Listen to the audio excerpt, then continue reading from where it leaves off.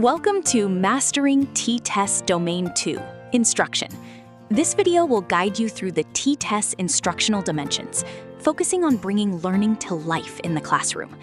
We are going to explore a vital part of your future career as a Texas teacher, the Texas Teacher Evaluation and Support System, or T-TESS for short. We are focusing specifically on Domain 2, Instruction. You can think of Domain 2 as the space where you bring the learning to life. Writing a fantastic lesson plan is step one, but executing that plan with a room full of energetic, diverse learners is an entirely different skill.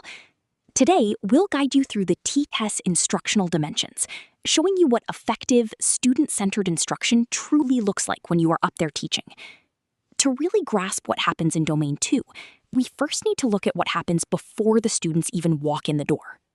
To understand Domain 2, we first have to look at Domain 1. Planning, which is Domain 1, creates your roadmap. It's where you design clear, organized lessons before the students even arrive. But if Domain 1 is the roadmap, Domain 2 is the actual journey. Domain 2 is where your students actively engage with what you've prepared. It's the real-time execution of your plans, the moment-by-moment decisions and interactions that impact student learning. You can't have a successful journey without a good map, but having a map doesn't guarantee a smooth ride.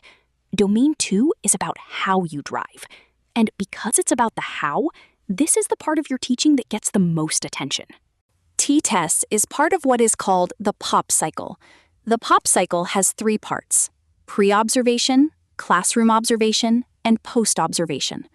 Domain 2 of T-TESS is focused on instruction. Instruction is the most visible evidence of teacher effectiveness. When your future principal or appraiser comes into your room for a formal observation, Domain 2 is what they are looking at the most. It is the visible evidence of your teaching skills.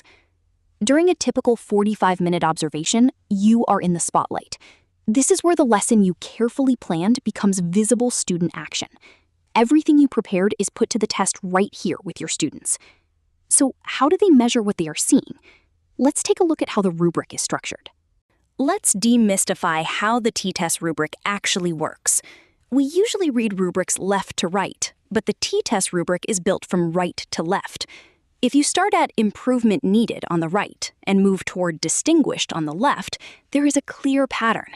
The most important thing to remember is this: as student involvement and their ownership of their learning increase, you move further to the left on the rubric.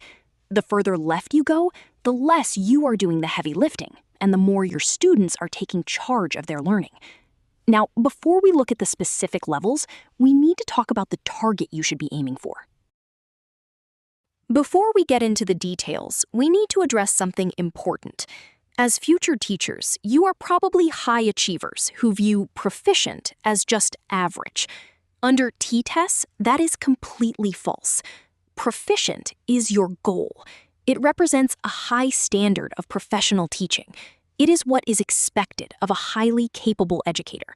When you score proficient, it means you are consistently reaching all the students in your room, not just a few. Proficient is not a C grade. It means you are doing a rock-solid, effective job. You are a rock-solid teacher. But if proficient is the goal for a solid lesson, what does it take to move beyond that into those top tiers?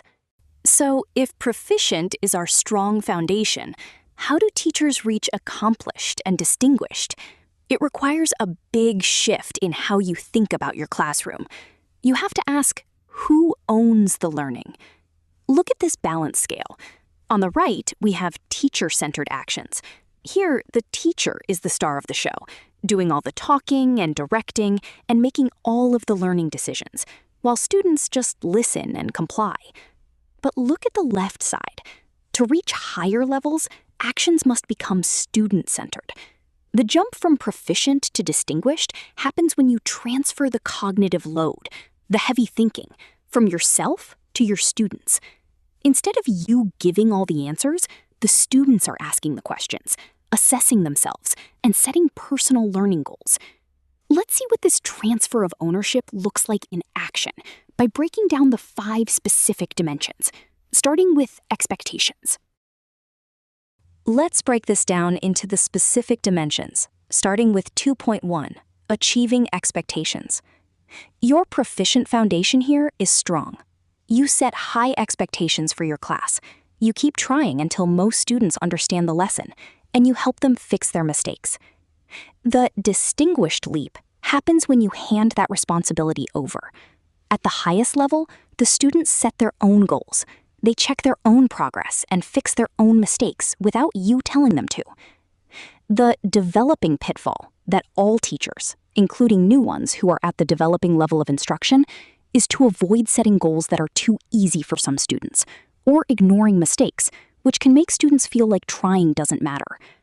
Once your students understand what is expected of them, the next focus is on what you are teaching them. Next is Dimension 2.2, Content Knowledge and Expertise. At the Proficient level, you know your subject well and explain it clearly. You anticipate what might confuse your students, and you ask different types of questions to get them thinking. The distinguished leap happens when you can connect your subject to other classes and the real world. You aren't just teaching math, you're showing how math solves real-world science problems. You also spot confusing concepts and clear them up before students even get stuck. The pitfall here is teaching facts without any real-world connection, or failing to predict what your students might find confusing. So you know your content inside and out. The next challenge is how you and your students talk about it. Dimension 2.3 is all about communication. A Proficient teacher gives clear explanations, asks purposeful questions that make students think critically, and gives them enough wait time to process the question before calling on someone. The distinguished leap is rich student-led dialogue. Here, you step back and guide the conversation, but the students are doing the talking. They are safely debating ideas and exploring concepts with each other, rather than just waiting for you to tell them the right answer. The pitfall to avoid is doing all the talking yourself, or only asking simple yes-no or memorization questions. But we know that not all students will grasp that communication the same way, which leads us to how we support individual learners. Next is Dimension 2.4, Differentiation. This means adjusting your teaching for different learners. At the Proficient level, you adapt your lessons to help students with diverse needs. You keep an eye on who is participating, and you notice when someone spaces out. To make the distinguished leap, you have to be highly responsive in the moment. You are always offering different ways to learn. More importantly, you provide specific support, or scaffolding, to ensure that every single student can master the lesson, regardless of their starting point. The pitfall here is only helping some of the students who struggle, or not noticing when students are confused or bored. Being able to spot that confusion is critical, and it directly relates to our final instructional dimension. The final instructional dimension is 2.5, Monitor and Adjust. A Proficient teacher frequently checks to see if students understand the lesson. If they look confused, the teacher changes the plan on the fly to get them back on track. But remember the shift to student ownership? At the distinguished level, the students check their own understanding.